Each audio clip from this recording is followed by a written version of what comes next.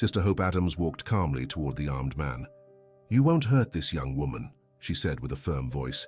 The assailant laughed scornfully, pointing the gun at her. "A nun trying to play the hero?"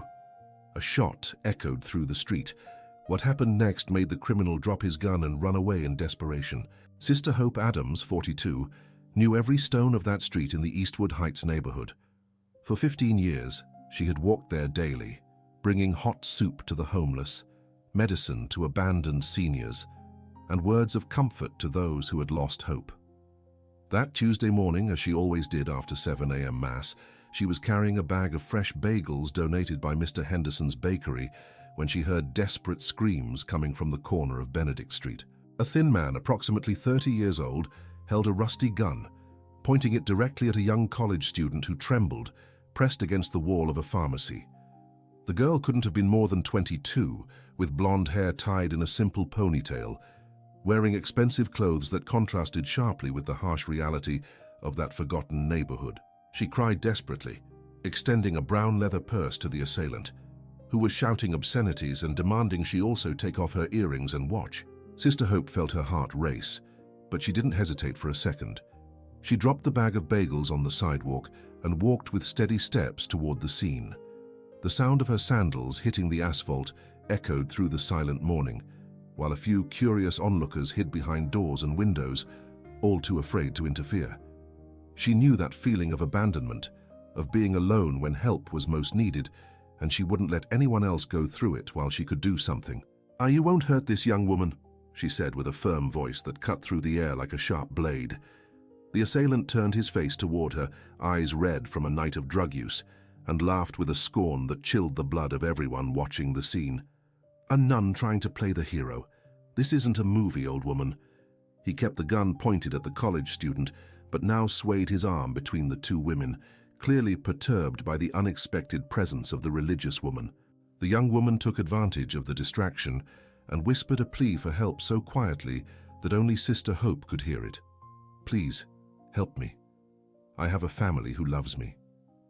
These words deeply touched the nun's heart, who for a moment remembered her own family that had rejected her when she chose to pursue a religious life at 27.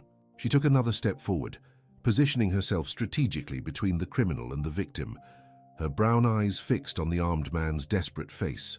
"My son, you also have a family somewhere that misses you. It doesn't have to be like this. Give me that gun and let's talk about what's really hurting you inside." Sister Hope's voice carried a serenity that could disarm anyone, but the effects of the drugs and the desperation of the assailant's financial situation spoke louder. He yelled that he didn't want any church talk and that he needed that money to save his own life from those collecting his debts.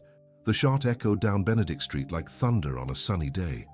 Sister Hope felt the impact in her left chest and fell to her knees on the hot asphalt, but she kept her eyes open, seeing the young woman run toward her with tears streaming down her face.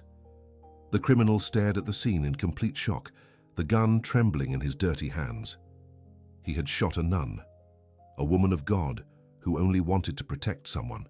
The weight of this reality descended upon him like a mountain, and he dropped the gun to the ground, running desperately down the street, shouting that this wasn't what he wanted to do. The young college student knelt beside Sister Hope, pressing her hands against the wound to try and stop the blood that stained the nun's grey habit. "Please, hold on.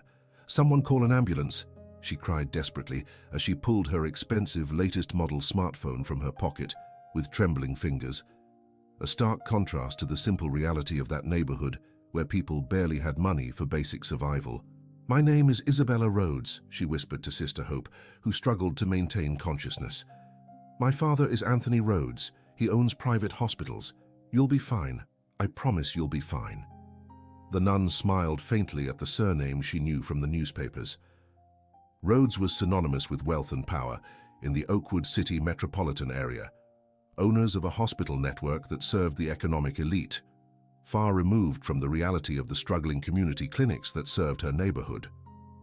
In less than 12 minutes, 2 ambulances arrived at the scene. The first would take Sister Hope to Rhodes Premium Hospital, the most modern and well-equipped facility in the entire city, while the second remained on standby if needed. Isabella had called her father directly, who mobilized all available medical resources to save the life of the woman who had protected his only daughter. 17 residents of Benedict Street watched the ambulance leave, many crying and offering prayers aloud because Sister Hope was the only person who truly cared about them in that forgotten place. Dr. Anthony Rhodes was waiting at the hospital entrance when the ambulance arrived. He was a man of 58 with grey hair combed back, wearing an impeccable tailored suit even in that emergency. Seeing his daughter stained with blood but unharmed, he hugged her with a force that showed how much he had feared losing her forever.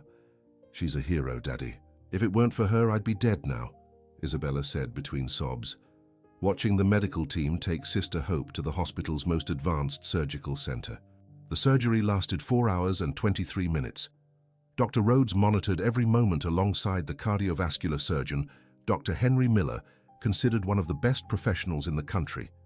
The bullet had pierced the left lung and grazed an important artery, but by a miracle it didn't hit any vital organs. Throughout the procedure, Isabella remained in the waiting room, making calls to friends and family, recounting the inexplicable courage of that unknown nun who saved her life without a second thought. Meanwhile, news of what had happened spread rapidly through the social circles of the local economic elite. Isabella had posted an emotional account of the incident on social media, and within hours, the story of the heroic nun was being shared by hundreds of influential people in the region. Business owners, politicians, artists, and public figures commented on Sister Hope's courage, many confessing that they would never have had the same attitude in such a dangerous situation. Dr. Rhodes emerged from surgery at 3 p.m. and informed his daughter that the procedure had been a complete success. Sister Hope was stable, sedated, and would be transferred to the best room in the hospital as soon as she woke up. He had decided that all treatment costs would be covered by the family, including physical therapy, medications, and any necessary follow-up for as long as it took. "Money won't repay a debt like this," he told Isabella, who cried with relief. "This woman gave my daughter back to me, and I will do everything in my power to return this immeasurable gift." The news that a nun had been shot defending the daughter of a well-known businessman reached the neighborhood where she worked. Her small house next to the chapel was surrounded by lit candles and flowers left by residents who prayed for her recovery, creating a spontaneous vigil that would last for the next 3 uninterrupted days. Sister Hope slowly opened her eyes after 18 hours of deep sleep. The first thing she noticed was the different smell of the place, a mixture of expensive disinfectant and fresh flowers she had never encountered in the simple community clinics where she usually accompanied the sick from her community. The room was larger than her entire house, with huge windows that let in a golden light from the late afternoon, noble wood furniture, and a bed so comfortable it felt like she was floating on clouds. Turning her face to the right, she was met with an unexpected scene. Sitting in a brown leather armchair was an elegant man of approximately 60, wearing a navy blue suit, a silk tie, and polished dress shoes that gleamed even in the dimness of the room. He held a bouquet of white roses and watched her with an expression of deep respect and gratitude. "Good morning, Sister Hope. My name is Charles Edwards. I own Edwards & Sons Construction. I would really like to thank you personally for what you did." She tried to sit up in bed, but a sharp pain in her chest made her fall back onto the pillow. The man immediately stood up and called a nurse, who appeared in seconds with a professional smile and medication to alleviate the discomfort. "Please don't strain yourself. You need to rest to recover completely," the nurse said as she adjusted the IV drip and checked vital signs on the modern equipment beside the bed. After the professional left the room, Charles Edwards pulled the chair closer to the bed and explained his presence. "Isabella is my wife's goddaughter. We've known her since she was a little girl. When we heard what happened, my family and I were deeply moved by your courage. You saved a precious girl who means so much to several families here in the region." He paused for a moment, his eyes glistening with restrained tears, and continued to speak about how that heroic act had affected everyone who heard the story. Sister Hope listened attentively, but her mind was still trying to process the surreal situation. She was used to caring for others, not being cared for in a luxury environment like this. "Mr. Edwards, I just did what anyone would do. It was nothing special," she said with the genuine humility of someone who had dedicated her life to serving others. The businessman shook his head negatively and replied that, unfortunately, many people would not have the same courageous attitude in a real dangerous situation. The room door opened, and Isabella entered carrying a basket of imported fruits and a radiant smile. "Sister Hope, how are you feeling? I brought some things I thought might help with your recovery." The young woman looked completely different from the terrified girl she had protected on the street. She was wearing casual but elegant clothes, her hair loose, framing a face that now conveyed peace and serenity. Isabella approached the bed and gently held the nun's hand. "I can't stop thinking about what could have happened if you hadn't been there. My entire family wants to meet you personally to thank you. In fact, several people are waiting for an opportunity to speak with you, but Dad said it could only be after the doctors cleared longer visits." At that moment, Charles Edwards stood up and explained that there were 19 other business owners waiting in the hospital's waiting room, all wanting to personally meet the nun who had impressed the entire metropolitan area with her selfless act of courage. "All of us have been deeply touched by your attitude, Sister Hope, and we would very much like to repay this lesson in humanity that you have taught us," he said, with a reverence she had never received from such socially prominent people. As she observed those important people demonstrating so much affection and gratitude, Sister Hope couldn't help but let her mind wander to a past she had learned to accept with Christian resignation. 27 years ago, when she informed her affluent family in Cleveland, Ohio, that she had decided to pursue a religious life, the reaction was completely opposite to what she was experiencing at that moment in the hospital. Hope Adams had been born into a family of successful merchants, owners of a chain of high-end fashion boutiques that served the upper middle class of the Ohio capital. Her parents, Gerald and Martha Adams, always dreamed that she would marry a young man from a traditional family and continue expanding the family business. She was the youngest of 3 siblings, with a degree in business administration, intelligent and dedicated, exactly what they needed to modernize the company and conquer new markets. But at 26, after working 2 years in the family business and dating the son of an industrialist whom her parents adored, Hope began to feel an inexplicable emptiness in her comfortable life. She had everything money could buy: a busy social routine, trips abroad, designer clothes, a modern apartment in the city's best neighborhood. Even so, she woke up every morning with a feeling that she was wasting the opportunity to do something truly meaningful with her existence. The transformation began when she decided to do volunteer work in an underserved community on weekends, initially just to fill her free time with something different from the parties and shopping malls she frequented with her friends. There she met Sister Constance, a 70-year-old nun who dedicated her entire life to caring for abandoned children and struggling families. The serenity and genuine joy of that simple woman deeply impressed Hope, who began to question whether true happiness was related to accumulating material possessions or to serving others. For 8 months, she led a double life, working in the family business during the week and serving in the community on weekends. The more time she spent helping people in need, the more certain she became that she had found her true purpose in life. The decision to become a nun matured slowly, accompanied by much prayer, reflection, and conversations with Sister Constance, who guided her through the entire process of vocational discernment. When she finally gathered the courage to communicate her decision to her family, the reaction was devastating. Her father, Gerald, shouted that she was throwing away all the expensive education she had received to become a church beggar. Her mother, Martha, cried for days, saying she had failed as a mother by raising a daughter who preferred poverty to the comfort they had built with so much effort. Her 2 older brothers, Marcus and Robert, tried to convince her that it was just a passing phase and that she would soon return to normal. The definitive break occurred on the day she announced that she was divesting all her material possessions to donate the money to the community where she intended to serve. Gerald said she was no longer welcome in that house as long as she maintained this senseless decision, and Martha declared that she preferred to tell friends that her daughter had passed away than to explain that she had chosen to be a nun. Marcus and Robert supported their parents, claiming that she was shaming the family name before all of Ohio society. Hope left the family home that October afternoon, carrying only a small suitcase with simple clothes and the certainty that she was following the right path, even if it meant being completely alone in the world. Sister Constance welcomed her into the convent and became the mother she had lost, offering the spiritual support needed to overcome the pain of family abandonment. For 15 years, she never received a call, letter, or any sign that her biological family missed her or regretted the cruel decision to completely reject her. The next day, after receiving medical clearance for longer visits, Sister Hope was introduced to the 21 business owners who had spontaneously organized to meet her personally. The hospital's spacious room was transformed into a makeshift meeting room with chairs arranged in a semicircle around her bed, creating an atmosphere that blended corporate formality with the human warmth of a gathering of friends.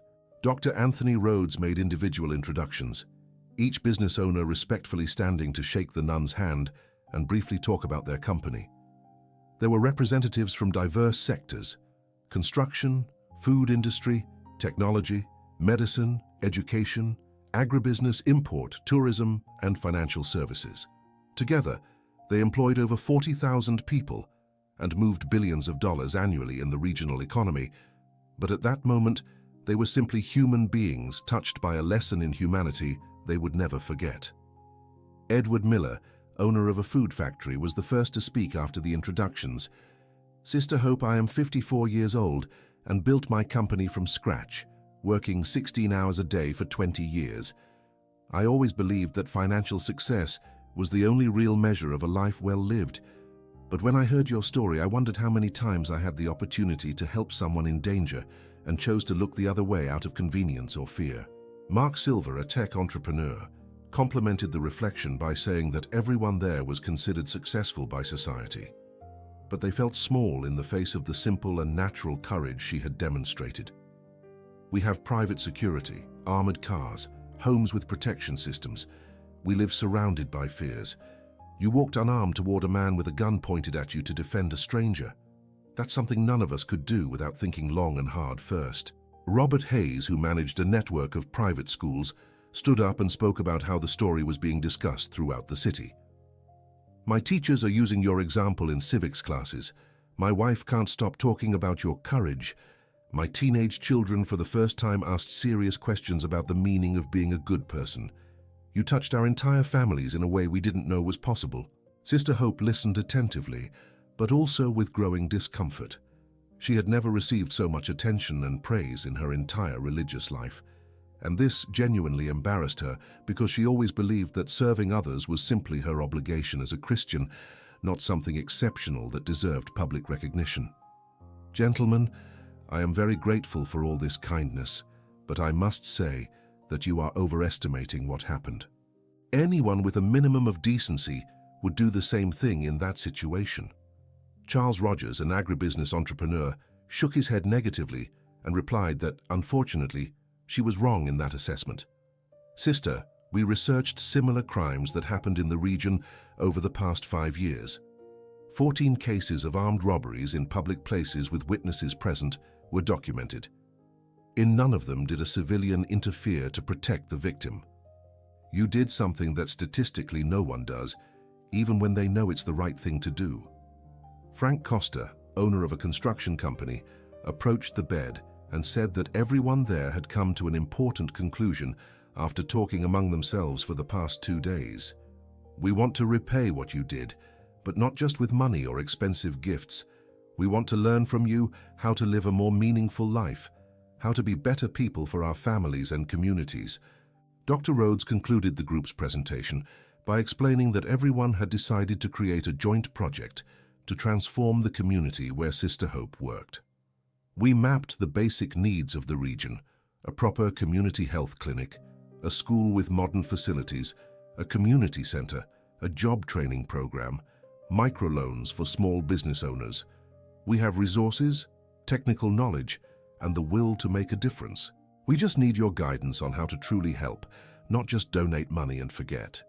During the following week, while still recovering in the hospital, Sister Hope received visits from architects, engineers, doctors, educators, and consultants hired by the 21 business owners to develop a detailed project for the complete revitalization of the Eastwood Heights neighborhood. They had created an informal committee called Project Hope and invested their own resources to hire the best professionals available in the region determined to create something truly transformative for that forgotten community. Architect John Miller presented detailed architectural renderings for a new community health clinic that would operate 24 hours a day with modern equipment, specialized consulting rooms, and a community pharmacy that would sell medications at cost. The structure would be built on the vacant lot at the corner of Benedict Street, exactly where the assault had happened, symbolizing the transformation of a place of violence into a space of care and hope for all. Educator Marina Davis brought the project for a community school that would operate in 3 shifts, offering everything from adult literacy to vocational technical courses. We researched the specific needs of the region and found that 62% of residents did not complete elementary or middle school.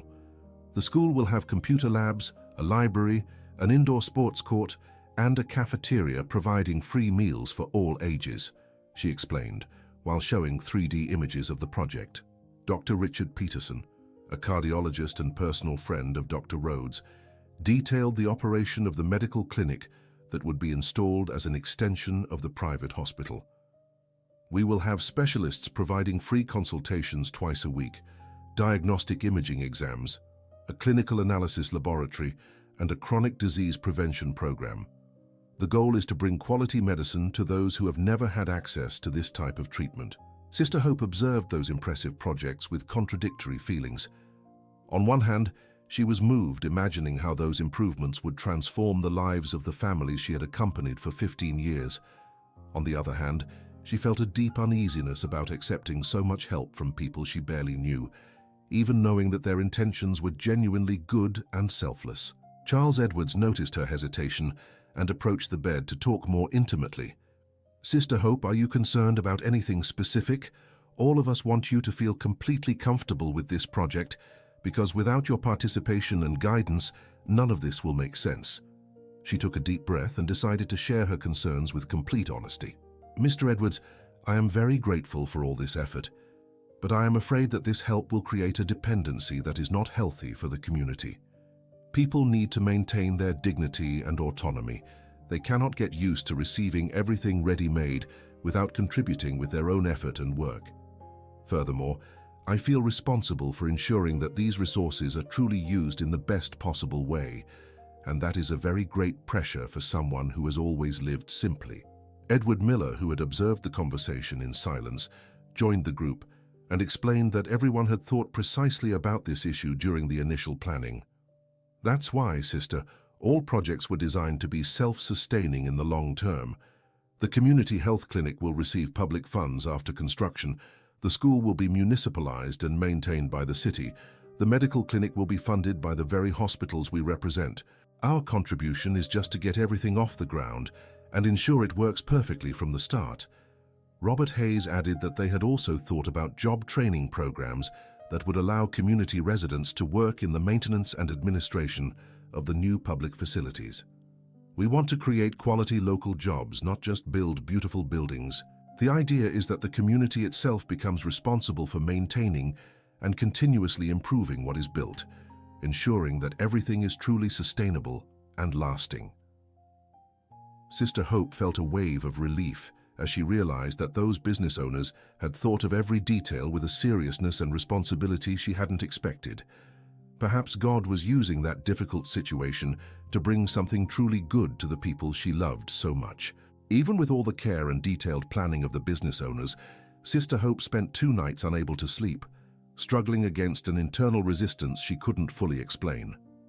On the 3rd morning, she asked to speak alone with Isabella, the young woman she had saved, feeling that she needed the perspective of someone who wasn't directly involved in the business world, but who understood both the situation and the people involved.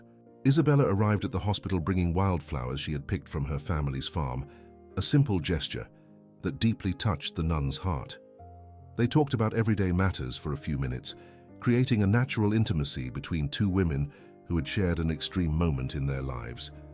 Gradually, Sister Hope felt comfortable expressing her deepest doubts about accepting help of such magnitude. "Isabella, I have always lived with very little and have always been happy that way. I'm afraid all this generosity will change who I am inside, make me lose the simplicity I have always considered my greatest virtue. Besides, I can't stop thinking if I truly deserve so much attention and care, just for having done what any decent person should do in that situation." The young college student listened attentively and responded with surprising maturity for her 22 years. "Sister Hope, you saved my life by risking your own. That is not something small or common, even if it seems natural to someone with your generous heart. My father and all these business owners are not doing this out of pity or to feel superior. They are doing it because you inspired them to be better people, and this personal transformation of theirs is the true miracle of this whole story." Isabella continued explaining that she had talked at length with her father about the group's motivations. They had discovered that they had the resources to help, the knowledge to make a difference, but they had never had a clear purpose that united all these elements in a meaningful way. "You gave them the opportunity to use their privileges for something truly important, something they will remember with pride for the rest of their lives."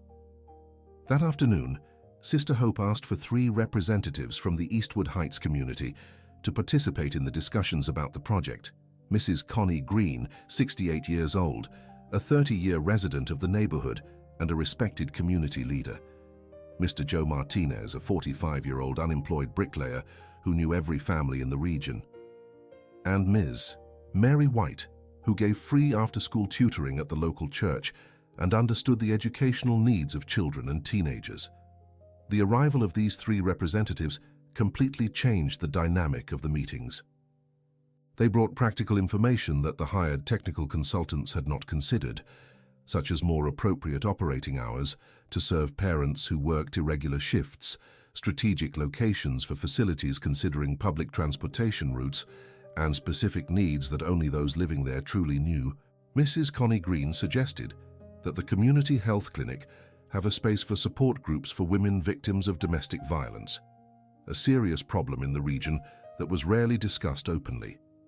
Mr. Joe Martinez proposed that vocational courses include training for small home repairs, creation of community gardens, and management of small family businesses. Ms. Mary White asked that the library have a storytelling program for children and reading workshops for illiterate adults. These contributions made the business owners realize that they had started the project with a very technical vision, distant from the local reality. Charles Edwards publicly admitted that they needed to learn to listen to the community before trying to solve its problems, and suggested that the 3 residents become permanent consultants for the project, receiving fair remuneration for the time dedicated to planning and implementation. Sister Hope felt an inner peace as she saw that integration happening naturally and respectfully. Perhaps her mission was not just to accept or refuse help, but to ensure that it happened in the right way, valuing the wisdom and dignity of each person involved. 6 months later, Sister Hope was completely recovered and daily monitored the progress of the works that transformed the Eastwood Heights neighborhood into something unrecognizable. The community health clinic had been inaugurated 2 weeks prior and was already serving an average of 120 people a day, including residents from neighboring areas who came seeking the quality medical treatment that had never been available in the region. The community school operated full-time with 415 enrolled students, from 6-year-olds to 70-year-olds, who were learning to read and write for the first time in their lives. Ms. Mary White had been hired as the pedagogical coordinator and implemented a teaching system that respected each student's individual pace, creating a welcoming and efficient learning environment. Mr. Joe Martinez coordinated a team of 15 men from the community itself, who had been trained to perform preventive maintenance on all installed equipment. They painted walls, tended gardens, made small repairs, and ensured that everything remained clean and working perfectly. Mrs. Connie Green managed an income generation program for women, teaching sewing, manufacturing homemade cleaning products, and basic financial management for small businesses. The 21 business owners met monthly to evaluate results and plan new improvements, but now always with the active participation of community representatives. They had learned that investing in physical infrastructure was just the first step in a much more complex process of social transformation that required patience, continuous dedication, and especially respect for local culture and values. Edward Miller had created a microloan program that had already benefited 42 families with interest-free loans to start small businesses. A bakery, 3 beauty salons, 5 sewing shops, 2 meal delivery services, a natural food store, and several other family ventures were generating income and dignity for dozens of people who previously depended on informal and unstable jobs. Dr. Richard Peterson coordinated a preventive medicine program that was completely changing the general health of the local population. Regular exams had detected several cases of diabetes, hypertension, and other chronic diseases early, which were now being adequately treated. Life expectancy in the region had increased, and infant mortality rates had drastically decreased in just 6 months of the new service's operation. But the most impressive transformation was happening in the lives of the involved business owners themselves. Charles Edwards had grown closer to his 2 sons who had been distant for years, inspired by the lesson of simplicity and genuine love he had learned from Sister Hope. Robert Hayes completely reformulated the pedagogical project of his private schools, including mandatory community service for all high school students. Dr. Anthony Rhodes created a community medicine residency program, offering full scholarships for young doctors who wanted to specialize in humanized care for underserved populations. Frank Costa changed his construction company's practices, implementing affordable housing projects with dignified architecture and quality materials, proving that it was possible to build beautiful and functional homes even with limited budgets. Sister Hope observed all these changes with deep gratitude and a serene joy that completely filled her heart. She had discovered that accepting help when offered with true love did not diminish her faith or simplicity, but rather multiplied her capacity to serve others and to build bridges between different worlds that normally did not meet. In the afternoon, as she walked through the renovated streets of the neighborhood, greeting acquaintances and watching children play in spaces that were once dangerous, she reflected on how a single act of courage had triggered a chain reaction of positive transformations that no one could have predicted.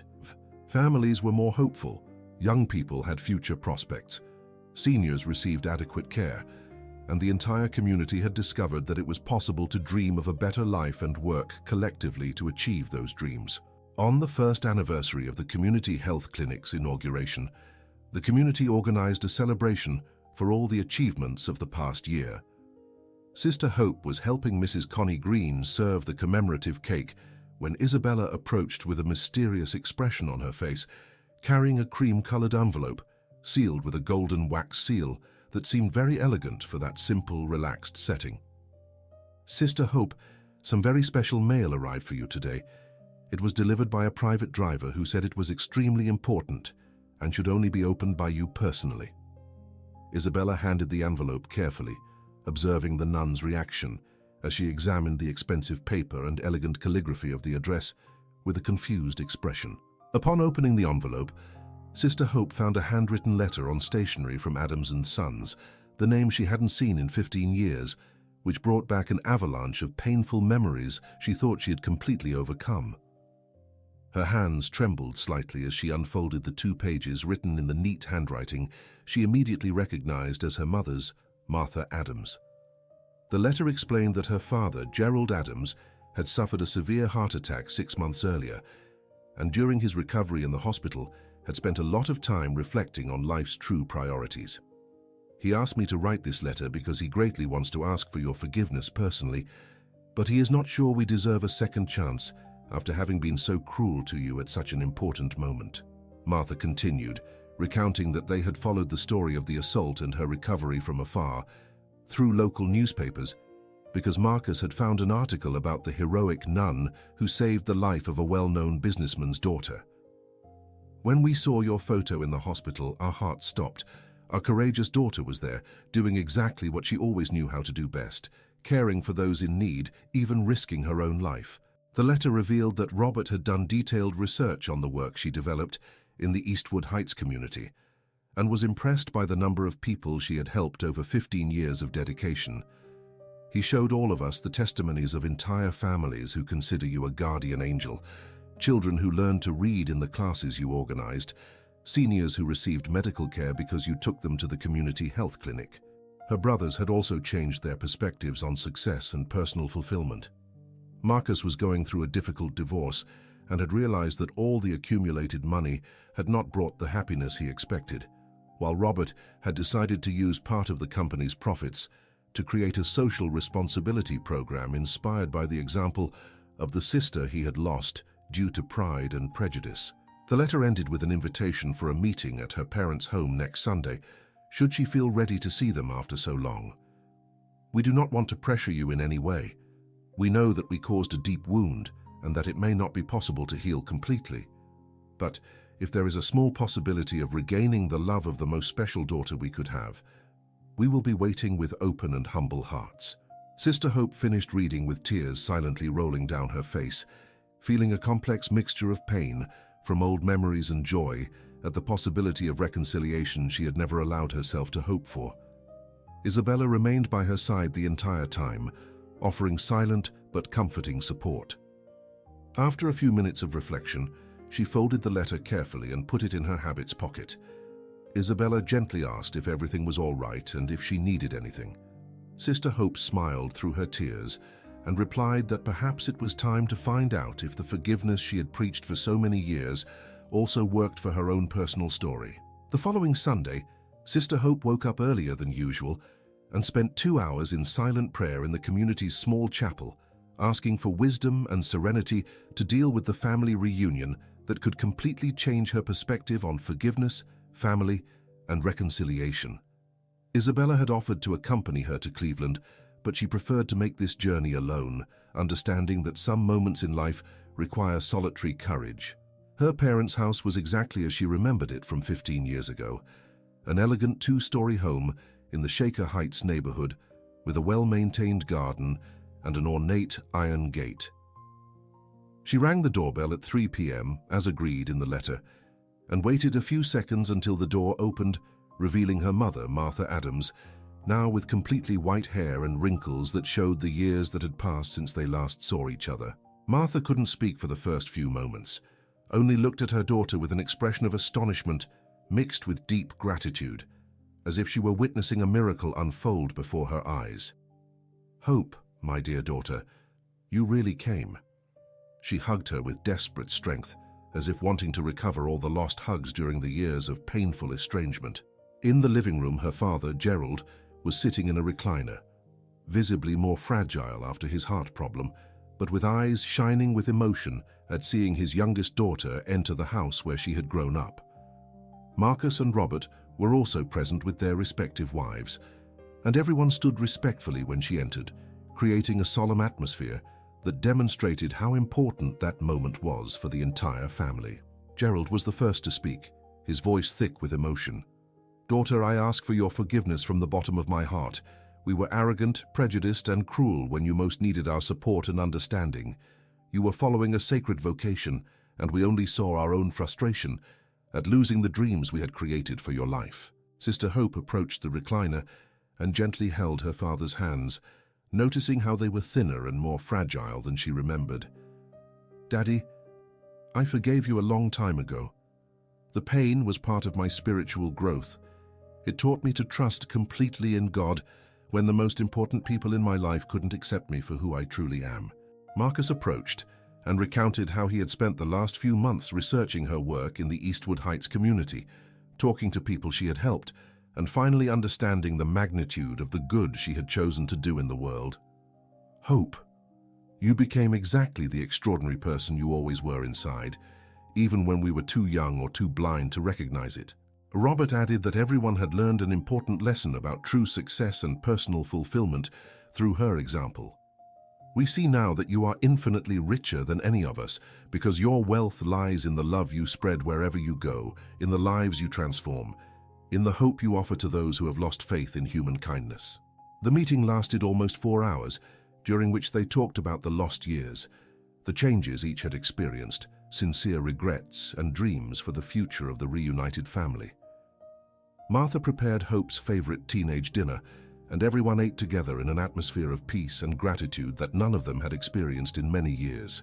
When it was time to say goodbye, Gerald asked permission to visit the community where she worked, because he wanted to personally see the place where his daughter had found her true vocation and built a life full of purpose and meaning. Sister Hope smiled and said that they would always be welcome, because true love always finds a way to overcome any obstacle we try to create against it. 2 years later, the Adams family had become one of the main supporters of the social project in the Eastwood Heights community. Gerald and Martha visited their daughter monthly, always bringing donations and participating in community activities. Marcus had created a job placement program for underprivileged youth, while Robert implemented an environmental sustainability project in the region. Sister Hope continued her simple routine of caring for those in need, but now with a completely full heart, knowing that she had managed to unite two seemingly incompatible worlds, her religious vocation and the family love she thought she had lost forever. The 21 business owners had become close friends and continued expanding the social projects to other communities. Isabella graduated with a degree in social work and worked part-time in the community, always saying that she wanted to repay the lesson of courage she had received on that Tuesday morning that changed her life. The bullet that almost took the life of a heroic nun ended up planting seeds of transformation that would continue to flourish for many generations, proving that love always wins when it finds hearts willing to embrace it.